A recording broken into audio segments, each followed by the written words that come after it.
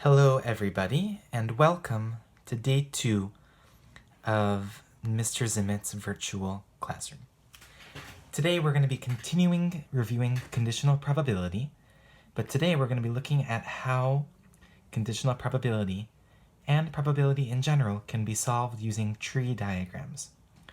In class, a couple months ago, we reviewed how to use tree diagrams, and today we're going to review how to do that again and show how that can be used for conditional probability. So, I've copied down problem 5 from the worksheet for day 4, and we're going to go through it together. So it starts off by saying complete the tree diagram below showing the appropriate probabilities. So we have a tree diagram, we have Sharon and Lisa, and we have the probabilities of them having pasta or not pasta. Our goal is to complete this for part A. So let's read through the problem together. Sharon and Lisa share an apartment. Okay. Sharon cooks dinner 3 nights out of 10. Okay, so there's our information that we need.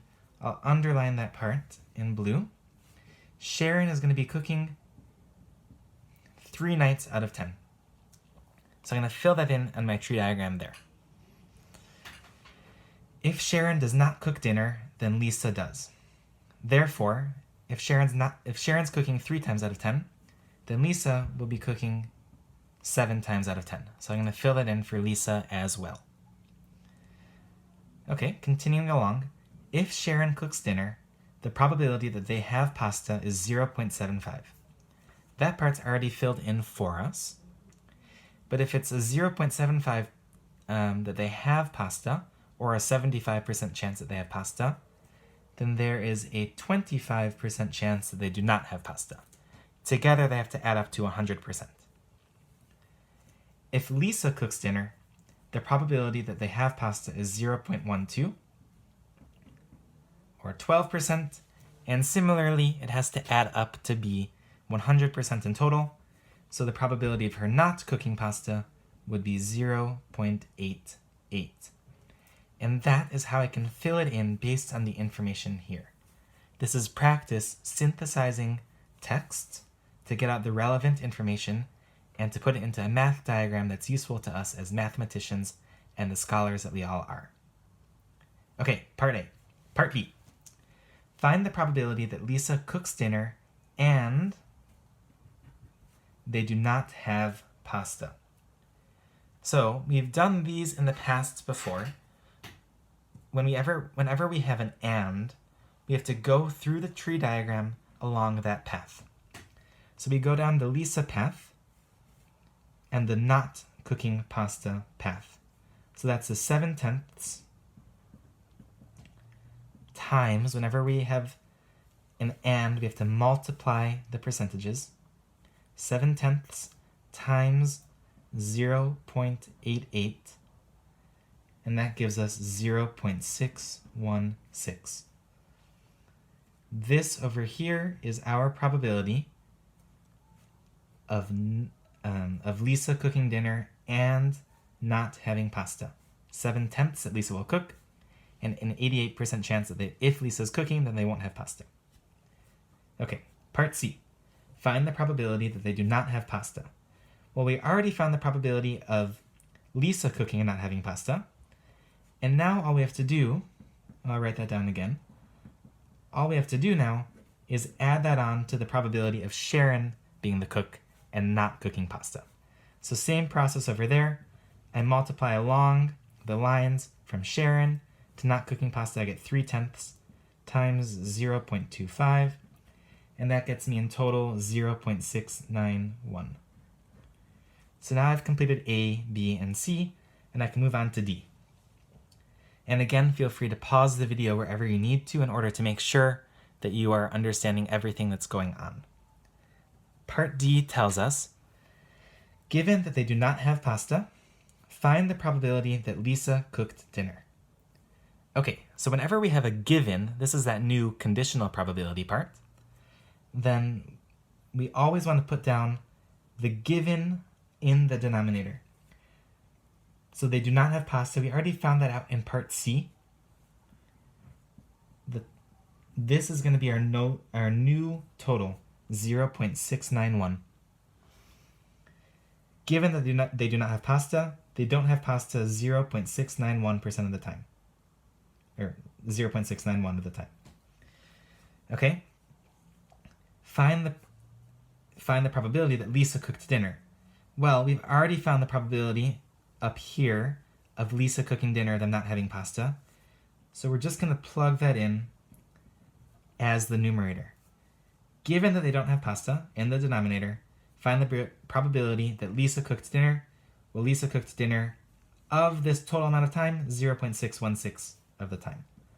So this is our fraction. This is maybe the most confusing part, so again, feel free to pause the video and make sure you get this part. But we can calculate that out and we get that it's 0.891. That's the probability that Lisa cooked dinner. In other words, that's 89.1%. And that kind of makes sense because we can see up here, this is a high probability, and that matches that Lisa's a lot more likely to not cook pasta. We'll see up here, it's a high number than Sharon. In other words, Lisa likes to cook a variety of dinner. She only cooks pasta 12% of the time and cooks other stuff, whatever you have. You have eggs, maybe you have some vegetarian stuff, some vegan stuff, who knows what they're cooking. Okay, but 89% of the time, and that's represented by Lisa cooking other things so much more often. So again, this is number 5.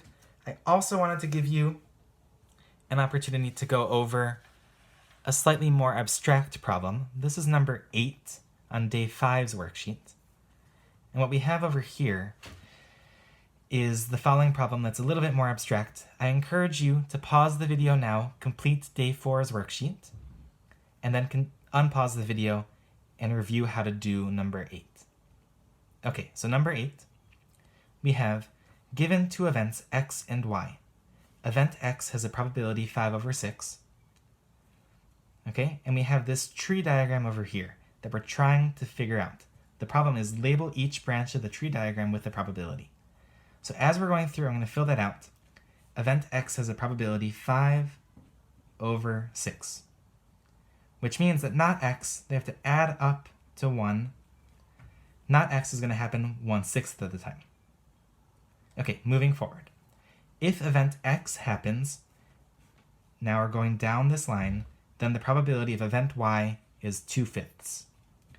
So I'm going down this line, I'm filling it out, and if it's 2/5 to occur, then again it needs to add up to 1, so it's 3/5 not to occur. Again, this is more abstract, but it's that same process that we did up above with Sharon and Lisa. Okay, if event x does not happen, now we go down over here, then the probability of event y is 1/4. We're going down over here, we have a new probability of event y of 1/4, and then finally, once again, if it's 1/4 to happen, then it's 3/4 not to happen. In total, it has to equal 1. It's either happening or not happening. That is part A. We've done it. Again, pause the video if you need to reflect on this a little bit more. Now part B, whenever we have a P parentheses, that means the probability of, so the probability of not x.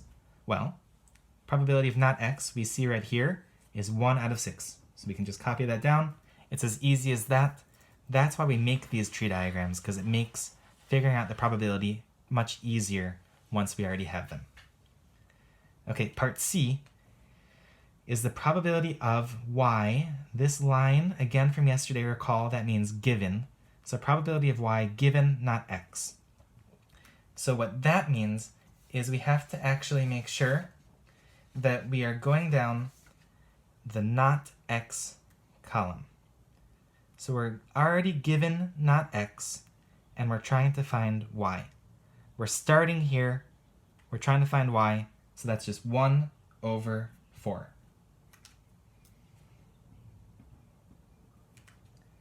Now over here, part D, probability of not y given x. So now we're starting over here, we have the not y is 3/5. I'm already starting here, I'm looking at the not y. Now part E is the probability of x and y. Okay, whenever I have and, I'm going to underline it, whenever I have and, what that means is I have to multiply across here. It's not given. It's a probability of that happening and that happening. So I go down the x and the y and multiply 5/6 times 2/5. X and y. If I multiply those out, I get 2/6 or 1/3. Finally, f, the probability of not x and not y. Same thing, it's an and. So I go down the not x column, and then I go down the not y column. I get 1/6 for the not x times 3/4 for the not y. That gets me 3/24 or 1/8 is my final answer. And now I've completed this problem. So hopefully this made some sense, and I appreciate you listening. And this is Mr. Zimmett signing off, wishing you well, even during this hard time. Wishing you the best. Bye-bye.